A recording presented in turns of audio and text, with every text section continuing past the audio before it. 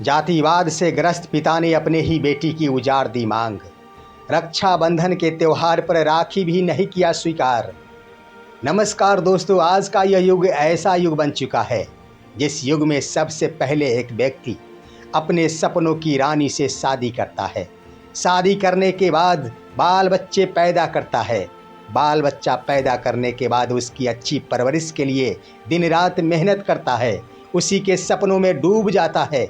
उसका अच्छा परवरिश हो, ऊंचे पदों पर उसका स्थान मिले, इसके लिए दिन रात मेहनत के उपरांत अपना पूरा जीवन लगा देता है। लेकिन वही बाल बच्चे जब वो ऐसा कदम उठा देता है जिसके कारण एक पिता की इज्जत शर्मसार हो जाती है और धूमिल हो जाती है, लेकिन वो पिता भी कभी कभार कम नहीं निकलता। वो अपने जान से प्यारे बच्चे और बच्चियों की परवरिश को भूल जाता है, उसके प्रेम को भूल जाता है और अपने इज्जत और स्वाभिमान की रक्षा के लिए कभी कभार ऐसा वक्त आता है जब अपने ही बेटी की मांग को उजाड़ देता है। दोस्तों, इसी घटना और यही सच्ची कहानी से आपको आज के इस वीडियो में हम रूबरू कराने जा रहे हैं।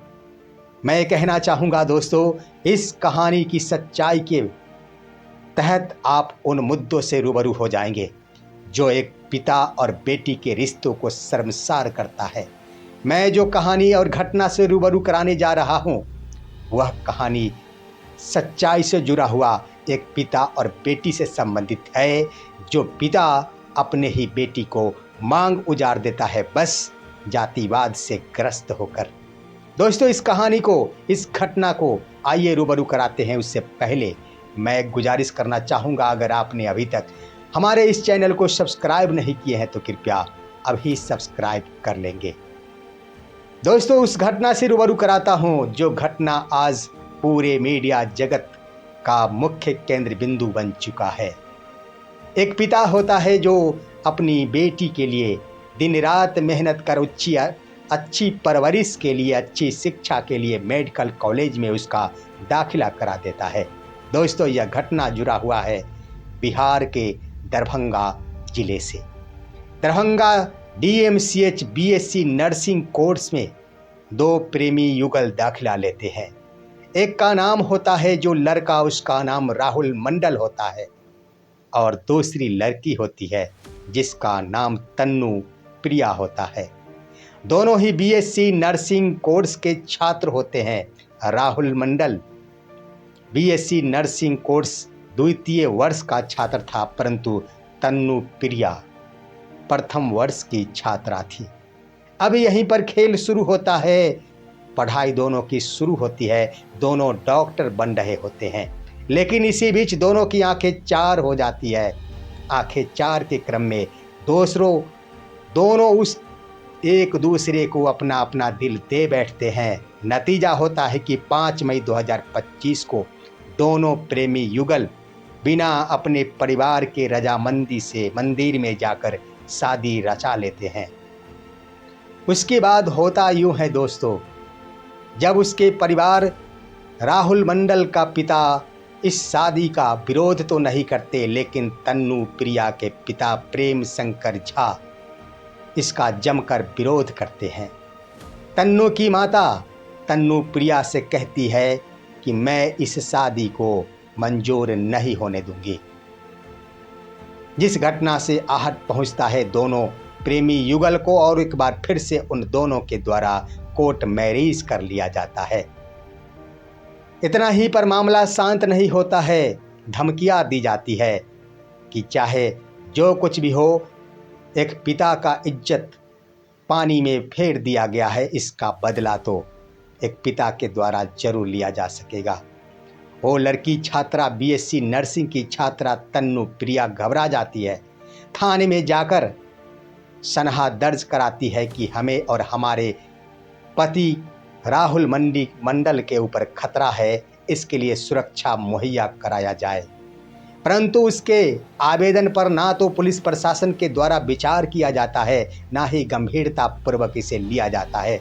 परिणाम ये होता है कि ठीक से वो लड़की तन्नू प्रिया समझ जाती है कि धीरे धीरे यह मामला संपन्न हो जाएगा, हम लोग आराम की जिंदगी जीना शुरू कर देंगे। लेकिन होता विपरीत है। होता इस रूप में विपरीत है कि दरभंगा डीएमसीएच कैंपस में ही छात्रावास है, गर्ल्स हॉस्टल है, जहां पर वो छात्रा तन्नू प्रिया रहकर पढ़ाई कर रही होती है। 5 अगस्त 2025 का सुबह का समय होता है। उसका पति राहुल मंडल उससे मिलने जाता है। वहीं पर दोनों मुलाकात कर रहे होते हैं। इसी बीच एक नकाबपोश व्यक्ति वहां पर आता है, जिसके हाथ में हथियार होता है। तन्नू प्रिया समझ जाती है। उसके बयान के अनुसार वो कहती है कि मुझे आभास हो जाता है कि यह कोई और नहीं, हमारे पिता है। आते आते कुछ और नहीं पूछता, वो व्यक्ति अपना नकाब हटाता भी नहीं, हाथ से हथियार निकालता है और राहुल मंडल के सीने में गोली ठोक देता है। राहुल मंडल लड़खड़ाता है और जाकर तन्नू प्रिया के गोद में गिर जाता है। वहीं पर उसकी मौत हो जाती है और चिल्लाना रोना धोना शुरू कर देती है तन्नू प्रिया। कॉलेज के स्टूडेंट वहां पर जम जाते हैं, उस नकाबपोश व्यक्ति को पकड़ लेते हैं। पकड़ने के बाद यह पता चलता है उसकी जमकर धुलाई कर दी जाती है। उसके बाद जब नकाब हटाया जाता है तब यह स्पष्ट होता है कि यह अपराधी कोई और नहीं था, तन्नू प्रिया का पिता था। उसके साथ मारपीट की जाती है। उसी डीएमसीएच में उसकी भर्ती कराई जाती है। मामला जोरदार तरीकों से पूरे सोशल मीडिया में फैल जाता है। यहाँ पर सवाल उठता है कि आखिर उस पिता ने अपने ही बेटी की मांग क्यों उजाड़ दी। दोस्तों, इस मुद्दे पर जब उस लड़की तन्नू प्रिया से पूछा जाता है कि तुम्हारे पिता ने ऐसा कदम क्यों उठाया, तब तन्नू प्रिया कहती है कि कुछ भी कारण नहीं, सिर्फ एक कारण है जातिवाद का। मैं ब्राह्मण जाति से हूँ, मेरा पति मंडल जाति से संबंध रखता है, कुर्मी समुदाय है।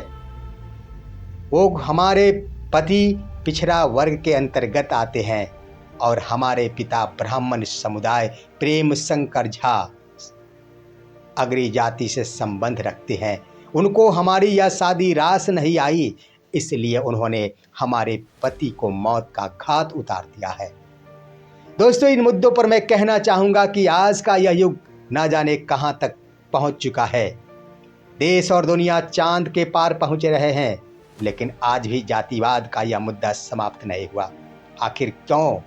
जातिवाद से ग्रसित व्यक्तियों से मैं ये कहना चाहूँगा, और ख़ास तौर पर जब यह खबर फैली तो ढेर सारे लोगों का कहना है कि एक पिता के द्वारा बहुत अच्छा कदम उठाया गया, लेकिन ढेर सारे लोगों का कहना है कि एक पिता ने बहुत बड़ी गलती की, अपने ही बेटी की मांग उजाड़ डाली। मेरे हस्बैंड के कातिलों को और जो भी इसमें संलिप्त दोषी है उनको यदि फांसी की सजा नहीं होती है और सीबीआई का जांच नहीं होता है तो विद इन एक मंथ के अंदर, विद इन अ मंथ, मैं खुद उन सारे लोगों को चुन करके मर्डर कर दूंगी और फिर उसके बाद मैं खुद सुसाइड कर लूंगी। तो मैं यहाँ पर कहना चाहूँगा कि एक बच्चा को जन्म देने का अधिकार हर व्यक्ति को पास है, लेकिन किसी की जान लेने का अधिकार हमारा भारत का संविधान किसी को नहीं दिया है।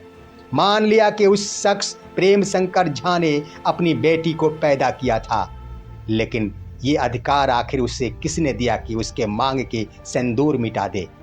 मैं पूछना चाहता हूँ कि आखिर उसे अपने हाथों में कानून लेने का अधिकार किसने दिया। मैं ये पूछना चाहता हूँ कि आखिर वो लड़का राहुल मंडल पिछड़ी जाति से संबंध रखता था, माना उसकी बेटी तन्नू प्रिया ब्राह्मण समुदाय से संबंध रखती थी, दोनों में फर्क क्या थे? अंतर तो बता दे वो प्रेम शंकर झा, जिसके खून में आज जातिवाद का लहर दौड़ रहा है। दोस्तों, आज के यह युग में लोग भूल चुके हैं अगरी जाति क्या होती है और पिछड़ी जाति क्या होती है। उस प्रेम शंकर झा शायद भूल रहे थे जिस वक्त उसके द्वारा अपनी बेटी की मांग उजाड़ देने की सोची जा रही थी। उस वक्त कम से कम उसे तो याद कर लेना चाहिए था कि जनरल शब्द का अर्थ क्या होता है। जनरल शब्द का अर्थ होता है सामान्य, और वैसे भी ब्राह्मण हो या फिर राजपूत हो या फिर बिहार के 4 जातियां सामान्य जातियां हैं, लेकिन लोग उसे अगरी जातियां कहते हैं। जनरल का अर्थ होता है सामान्य, सामान्य का अर्थ होता है ना तो अगरी ना तो पिछड़ी। आखिर किसने कहा कि वह जनरल एक अगरी जाति है? अपने आप से तो पूछे जिसके अंदर जातिवाद का यह खून खौल रहा है।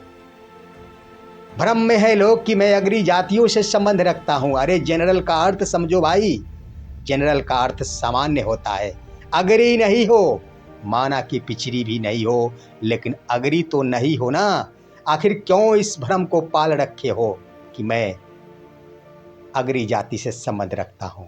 वैसे जाति पिछड़ी रहे या फिर अगरी रहे, यह भी कोई मायने नहीं रखता इस संसार में।